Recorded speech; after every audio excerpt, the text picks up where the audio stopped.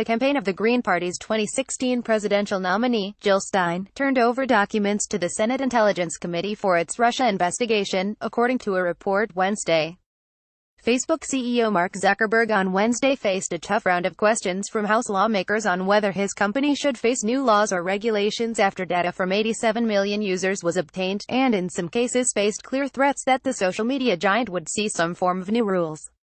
119 years ago, Speaker of the House Thomas B. Reed, our Maine, announced that he was, after 22 years of service, resigning from Congress. Reed had been one of the most effective speakers ever. Barbara Tuchman's account in The Proud Tower of how he neutered the minority party has entranced readers for decades now. When Democrats tried to prevent the presence of a quorum by refusing to answer roll calls, he defeated their efforts by simply noting their presence from the chair. Energy Secretary Rick Perry will make selling clean coal technology a key part of high-level talks with Indian officials when he travels to the subcontinent Friday. The Defense Department has stopped accepting most F-35 jets delivered by Lockheed Martin Corp.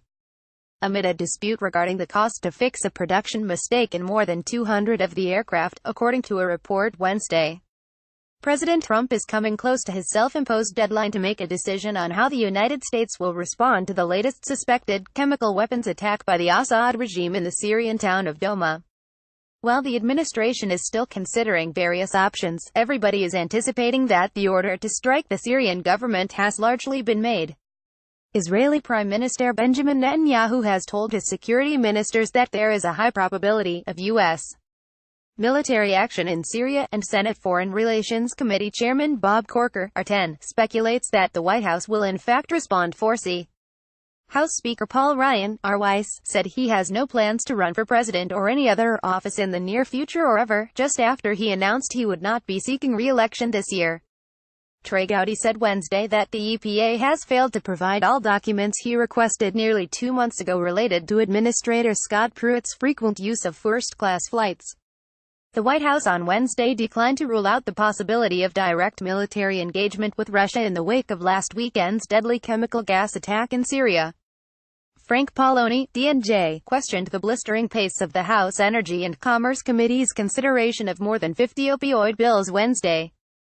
President Trump holds both Russia and Syria responsible for a chemical attack Syrian President Bashar Assad launched on civilians over the weekend, White House Press Secretary Sarah Sanders said Wednesday, despite Russia's denial that the attack even occurred. For over a year, the question festered and was the subject of endless S on Capitol Hill. When will Paul Ryan give up the gavel? Russian ambassadors and their foreign counterparts must grapple with the fact that the world is becoming more chaotic. President Vladimir Putin told a diplomatic assembly Wednesday. It helps fundraising, and it energizes volunteers in the base. Representative Jerry Connolly, DVA, said. On every level, it is an assist, a boost for Democrats. California will join Texas, Arizona, and New Mexico in sending National Guard troops to help secure the U.S.-Mexico border, Gov. Jerry Brown announced Wednesday afternoon. The Interior Department's internal watchdog said it can't say whether a rash of unusual employment reassignments by Secretary Ryan Zinke ran afoul of federal law.